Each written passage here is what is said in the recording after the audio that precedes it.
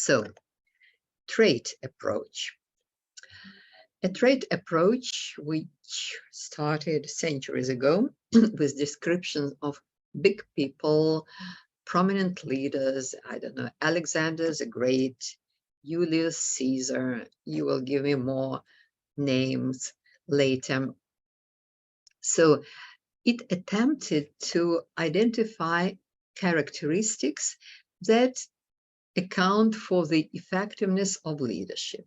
So personality profiles were described, and traits that make a person an effective leader were researched. So the basic assumption is that to be an effective leader, a person must have certain personal traits. These traits are stable and they are transferable across situations. So leaders manifest these traits in different situations in various settings. And these traits are identifiable and measurable. There are many inventories that you can use to analyze what personal traits you have and how they match leadership traits.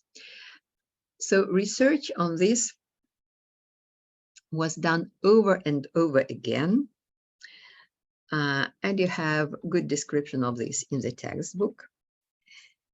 But still, by now, there's no a single list of leaders' traits that all agree. As an example, so here we have a list of traits, that is, it comes from research that is associated with leaders' effectiveness. So it's intelligence, it's judgment, decisiveness, knowledge, influence of speech, personality, adaptability, alertness, creativity, personal integrity, self-confidence, independence, related to personality, and abilities, although ability is not strictly a trait, but here it's included. Ability to enlist cooperation, cooperativeness, you are cooperative, popularity and prestige, sociability, this is about communication, about interpersonal skills, about emotional intelligence, social participation, tact, and diplomacy. Now, please write in the chat which traits from these lists you did not expect to see on the list. Which of the traits you did not think about before and did not expect to see on these lists. So where is the chat? Okay, it's here.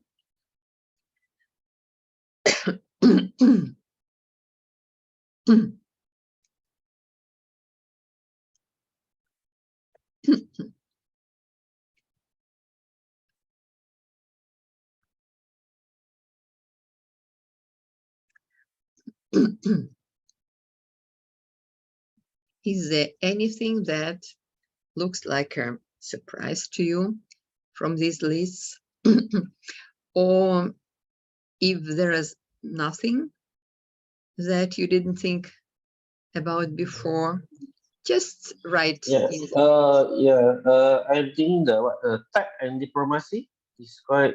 I never think of this. Tech and diplomacy.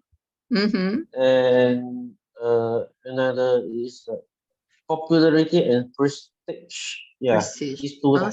Yeah. Interesting. Okay. Interesting. Good. Esther, what do you think?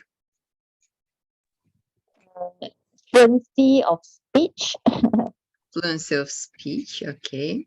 So the others are more or less okay. Others more or less okay. Good. Interesting. You know, leadership is a culturally determined phenomenon. So I like to get answers to the question on what leadership traits you did not think about, because your answers may be culturally influenced, culturally determined. In some cultures, and this is actually what Tan mentioned, so this may be a cultural thing. Well, in some cultures, a leader has to be very popular and he or she enjoys this prestige. In other cultures, a good leader should be modest and not really standing out, for example, in Swedish culture. So these popularity and prestige may not be on the list, because of culture. Actually, I think same relates to tact and diplomacy. In some cultures, this is very important to have this, while in other cultures where, you know, bosses should be very bossy, should be strict, giving orders, they don't need any tact and diplomacy.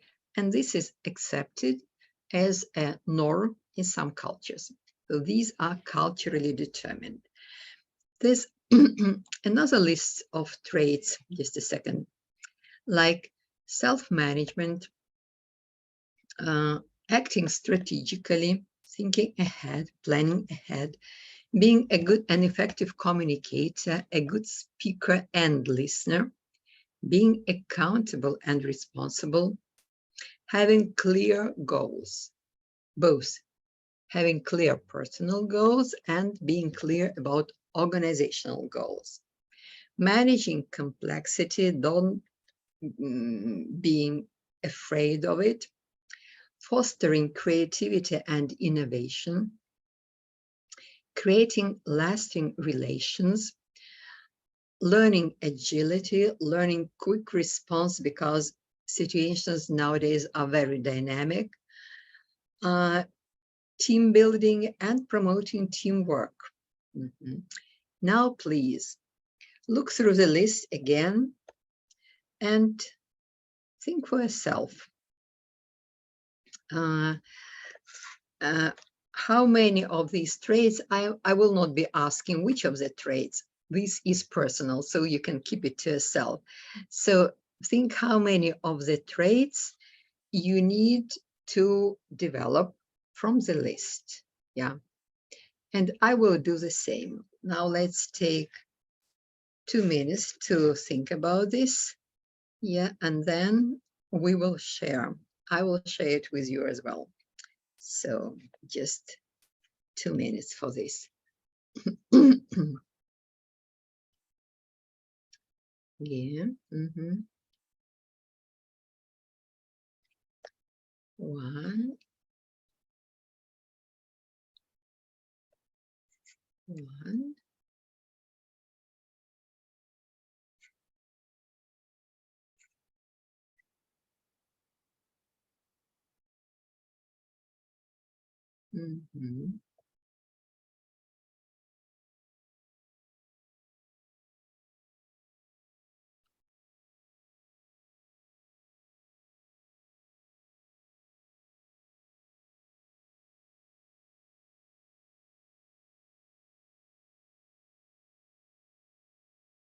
Well, I've done my own self-analysis.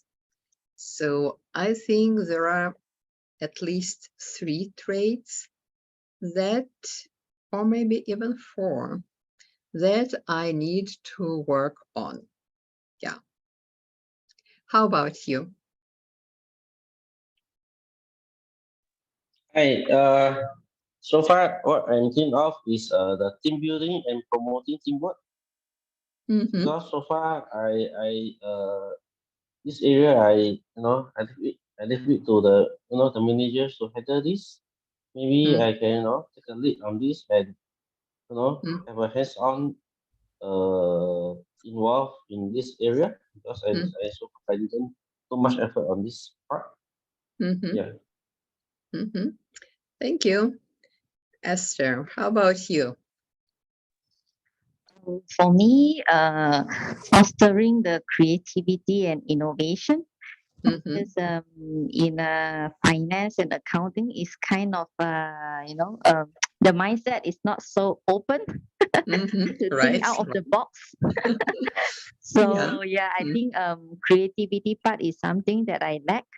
Also, Mhm. I will need to also learn to be more agile. Yeah, with all the changes that we have Mhm. nowadays, especially after the pandemic, we really Mhm. need to change the way we do the work and so on. So yeah, Mhm. these two might be my focus area. Yeah. Mhm. Thank you. Thank you. We have discussed to some extent a trait approach. Okay, so as a short summary, what do we need to have in mind? Yeah. So trait approach has focus on personal qualities and characteristics. And the search for personality attributes, social, physical, even physical, and intellectual attributes that differentiate a leader from a non-leader, it goes back to early stages of leadership research, but it's still there. Well, talking about physical traits, I never thought that this is something important, but some leadership research shows that if a person is tall, has a loud voice, moves confidently, he or she has better chances to be perceived as a leader. Well, yeah, the Big Five model. This is a model from that I do in organizational behavior course, and probably I will give you this as a homework assignment to do the Big Five inventory to identify and to measure yourself on 5 traits. Because out of these 5 traits, extroversion, so being open, being sociable, talkative, sharing, is closely related with leadership effectiveness.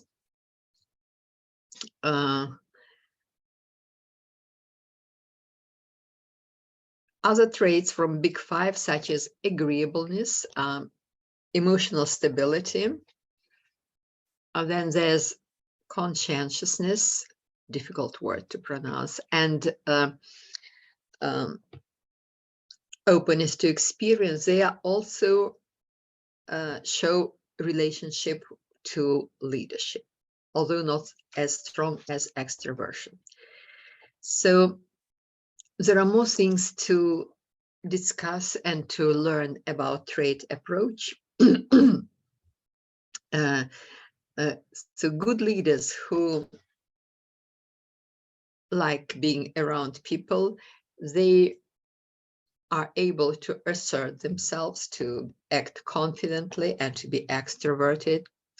They are disciplined and they keep their words. They follow through commitments. This is about conscientiousness. And all these gives them an advantage when it comes to leadership. There's one more trait related to leadership effectiveness, and this is about emotional intelligence. Actually, if you are interested in a deeper self-analysis, you can do an inventory to identify your emotional intelligence level. So research proves that people who are high on EI, they are more likely to be accepted as leaders. Even after taking confident their cognitive ability and personality into account. So traits can predict leadership, and traits do a good job predicting emergence of a leadership. Then they do at distinguishing between effective and ineffective leaders. So we have to look at different variables in the situation to understand why leadership is ineffective sometimes. Oftentimes, I would say.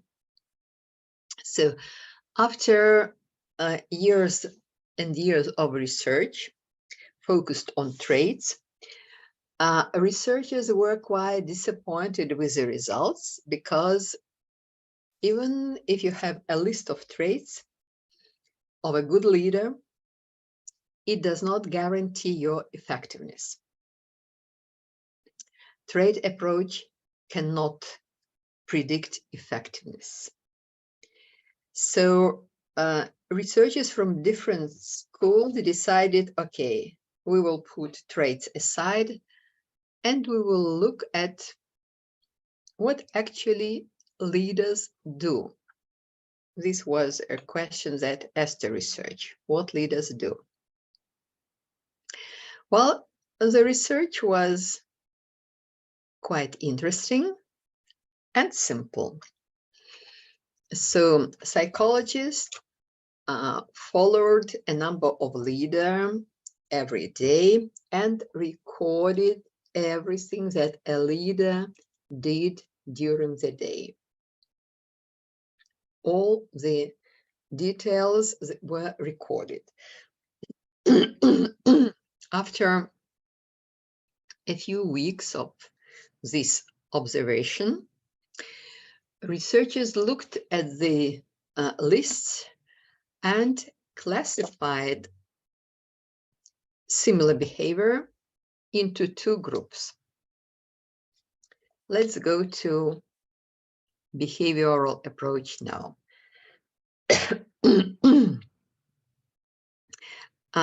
Actually, it started in the middle of 20th century. Yeah, with a goal, as I said, to understand behaviors that differentiated effective leaders from non-effective leaders. Not traits, but behaviors. There are a number of approaches, like the Michigan University Studies, Ohio State University Studies, the leadership grid. So you may say, well, but this is last century. Yes. But while we will be going through these quite early approaches, just think, are they still applicable? And what's in it for you? How you can use this knowledge to make a better leader or to understand better your leader or manager. So in Ohio State leadership studies, behaviors were classified into two groups. One group was titled Initiating Structure, and it's about identifying roles of people, developing structures, looking at actually what people do. What do I have there? And the second group of behaviors was titled considerations. Considerations, it's about relations to people. So does a leader has a good job relations with people? Is he trusted? Is he liked by his followers? Does he have some respect and shows respect for followers, for their ideas? Does he or she reward them?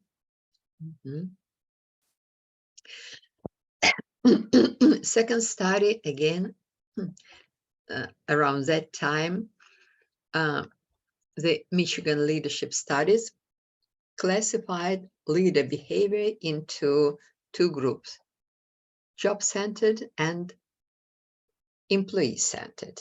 And it identified two types of leaders. Those who are more focused on the job. This kind of leader emphasize technical aspects of the jobs, instructions, how to do a job. And second type of a leader, employee-oriented leader, a person who has focus on people and is more about inspiring, encouraging, and supporting.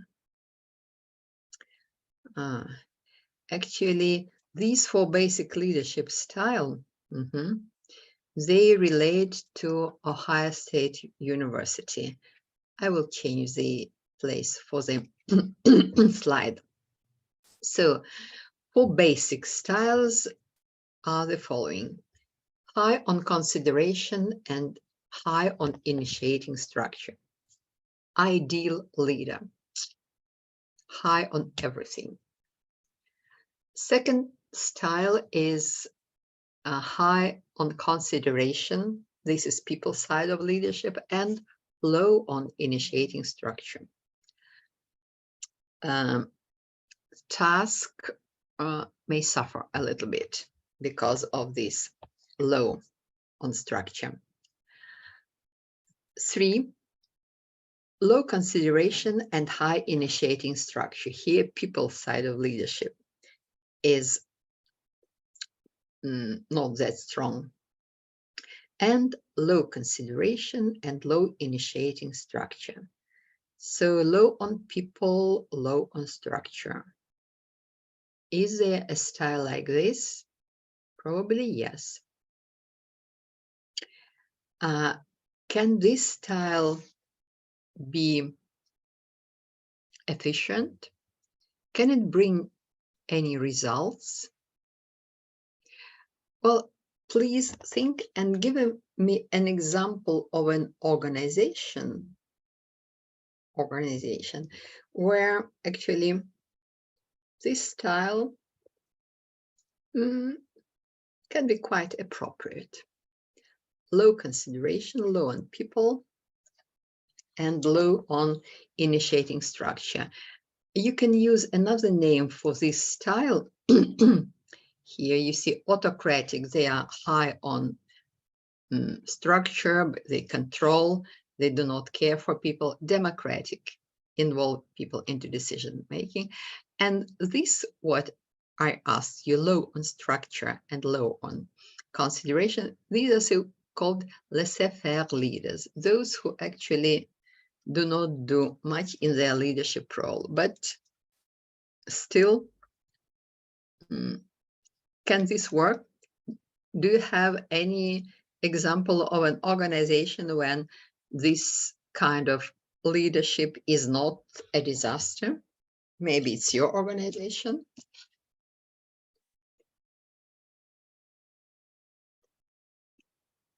Nope. Not really so far.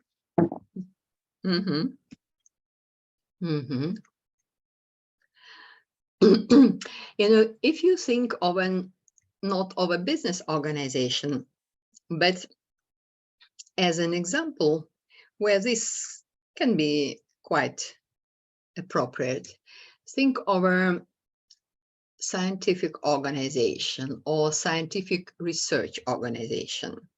In this organization, you have people who are very competent, very knowledgeable in their research. Oftentimes, they are more knowledgeable than their boss because they specialize in some narrow field. So they do not need much instruction as far as a job concerns. And researchers and scholars and scientists, they are very motivated. They don't need any reward, actually, from the boss to work well, to work hard. Their reward is the nature of their work. They like what they're doing, and they will keep doing even if they don't get bonuses or some other rewards from the manager, because they like it. Actually, I would say that university professors, at least thinking of professors, they're not actually professors, they are, well, instructors who work in my MBA program. They can work well under this style as well, because they're not about money. You know, most of my teachers, they are in business. For example, financial director of a company, or director of a marketing agency. And they come to teach 1 or 2 classes in MBA program, and it's not about money. University teachers are not paid high in Belarus, and in any way in business, in a management, in a director position, you can earn much more. But they come and teach the course because they like doing this. They enjoy doing this. So you see that there may be cases when this style does not lead to crisis and to organizational breakdown. Good. The next approach, again within behavior approaches, is the so-called leadership grid. So 2 guys, Blake and Moten, they developed this grid that describes leaders' behavior. There are 2 dimensions that I used: concern for production or orientation on task, and concern for people. And it can be from 0, from low to high. So based on where a person, what behaviors dominate, a person can be can use task leadership. You see, it's high on production and low on people. Or the opposite, country club, a lot of focus on people, neglecting production. Impoverished, it's 0-0, like the one we have discussed before. Middle of the road, halfway on people and halfway on production, and team is high on the 2 dimensions. Here are the, here is the list of these styles. Now I want you to do some application of this. How do we do this? I would like you to discuss. So please I'm not sure that you can find a leader whom you both know, I mean, and have enough information. Well, let's do it like this.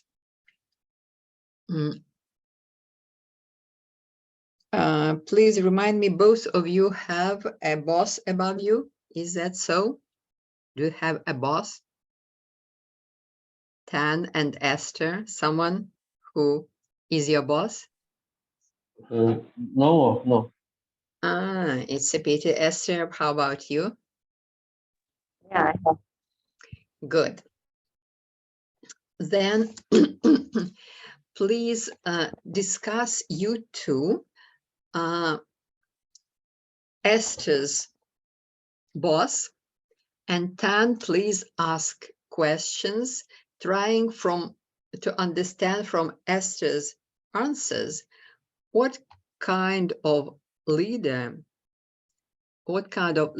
style he uses, he is more about. Just ask questions. Esther, you can suggest, but Tan will ask a difficult question, trying to challenge your assumptions. Try to identify and give some proof, give some evidence. You will have not just to say, well, my boss is task-oriented. You will have to prove it, to give some examples, or to give some proofs. So let's do it like this. Is the task clear to you? Yeah.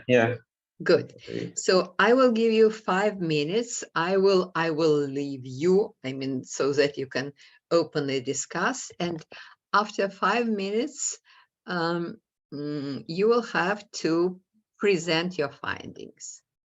Okay, good. Just where am I? Just a second.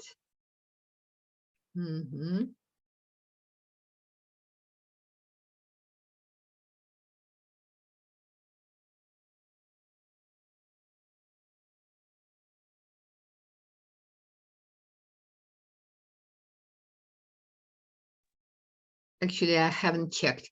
Can you hear each other? Yes. Yeah. Hello. Can you interact with Esther?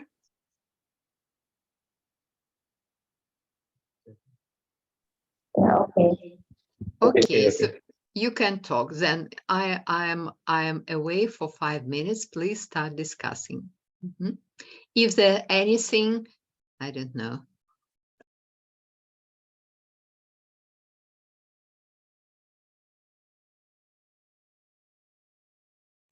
5 minutes.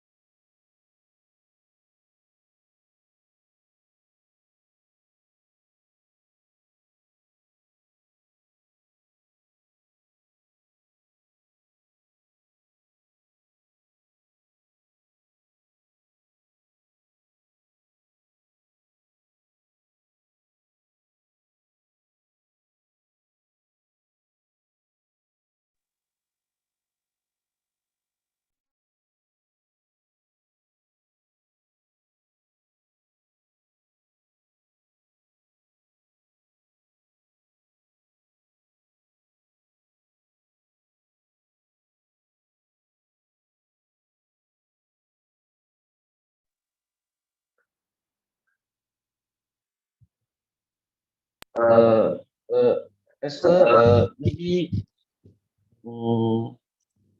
maybe you can mention your bosses is which type of leadership model?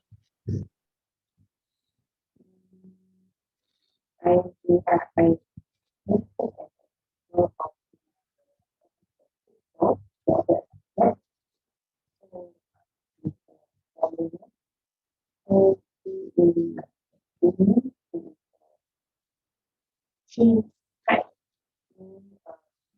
very concerned for people, and then also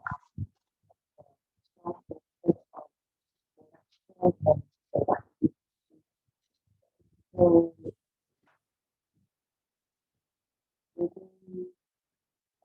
just thinking of the pandemic, yeah.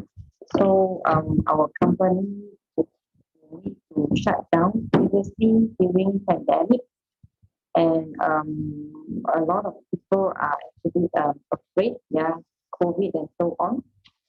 So what we did is actually because we are electric company, so what we did is actually within a short period of time gathered people submitting application for our company to operate, because we will need to produce non-stop, yeah. Otherwise, our vehicle production will jeopardize. So what we did is that we able to gather people, and yeah, everybody work together as a team, able to resolve the productivity production problem, able to have some plan, contingency plan, some emergency plan to work out the schedule and ask people to come back to work with the approval of government, and at the same time we have the safety procedure in place so that everyone feels safe in the working environment. So I think that this is a good boss that I had, yeah, who can manage.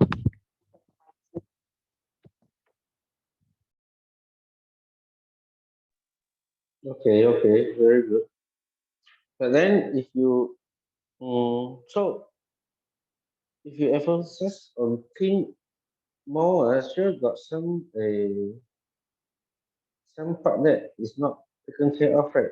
The production area might be reduced. Is it you concern more on people part? Sure got some adverse effect. Is there any adverse effect noted?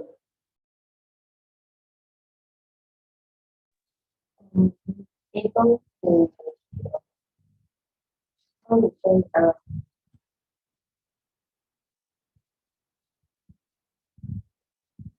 convince people to work together as a team.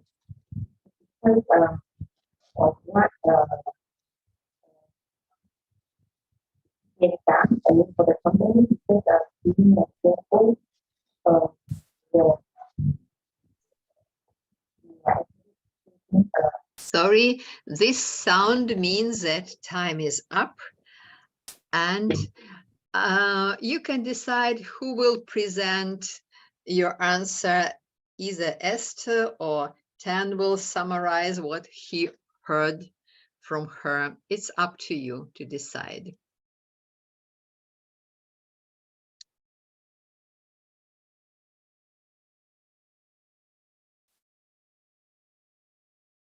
So who will speak about Esther's boss and what kind of leadership? okay. So actually, not one of the good jobs that I have that I think we have a high concern for people and high concern for production. I take an example of the crisis handling during the pandemic, because we are manufacturing company dealing with production of wafer fabrication. And then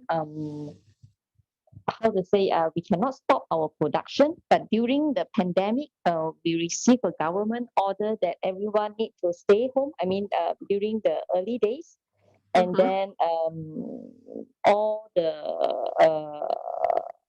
manufacturing line, you know, they need to stop, and then it will give a lot of trouble and losses to the company, because those wafer, when it's go in, it needs to take around 1 or 2 months to go out, and then it's like work in progress. I mean the parts and so the production. So what my boss is actually able to gather the team to work together within the short time frame to get government to approve on the exceptional case to grant our company to work, and at the same time also ensure all the safety and concerns of people, because during pandemic then people might be scared to come to work, or the production operators might also be, you know, having concern to work together. So what we have implement is that we have those social distancing and all the safety in place, extra 5S for the production to carry on, and at the same time our production is restored back, I think within 3 days. Within 3 days, we are able to minimize the loss, because some of the other company still cannot get the approval from the government. So my boss is actually the diplomatic type. I mean, he has a lot of connections. He's a foreigner. He's a German company, a German boss. So so with the ability to manage the crisis and get everybody with the spirit up for work, and also caring for, you know, the plant. So I think he's the team type. And the concluding phrase, so what kind of leadership, again repeat, you think he is? I mean, with your chart here is the team type, the 9.9, the team management. Thank you. So Tan, has she persuaded you with her arguments that he is team style leadership? Yeah, from what the explanations in, you know, crisis management and calamities and so on, I think it's a team leadership. Okay, good. And how about yourself? You do not have a boss, but you are a leader yourself. What do you think is your leadership style on this approach? How would you identify? Are you a team? Do you do team leadership as well, or? Yeah, I would like to say that it's not totally team leadership. It's the middle of the road and task is between those two, like middle of the task and middle of the road and task between these two. Okay, very good, very good. Now let's move with okay, you see my slide now, right? Do you see my slide? Yeah, good. Good. Just a few more words on this behavioral approach, and then let me think. We will move to the next approach, either before or after the break. So there was a so-called globe study studying leadership style across cultures. And this is an interesting study. I will share more about this study in other topics as well. But this study suggested that there are cultural differences in preference for initiating structure and consideration. So leaders high in consideration succeed better and have better results in where cultures do not favor, bossy bosses and unilateral decision making. But on the other hand, they are not really very efficient in the cultures where power distance is high and employees expect that their boss will tell them what, when, and how to do. Swedish scholars did a research trying to understand why Swedish managers do not perform really well when they work in other cultures, in other countries, in some of other cultures.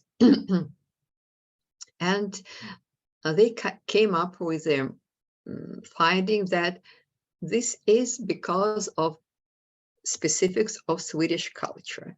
Swedish culture, yes, it's high, it should be high on consideration. All employees should be made in decision making. Everyone should be heard.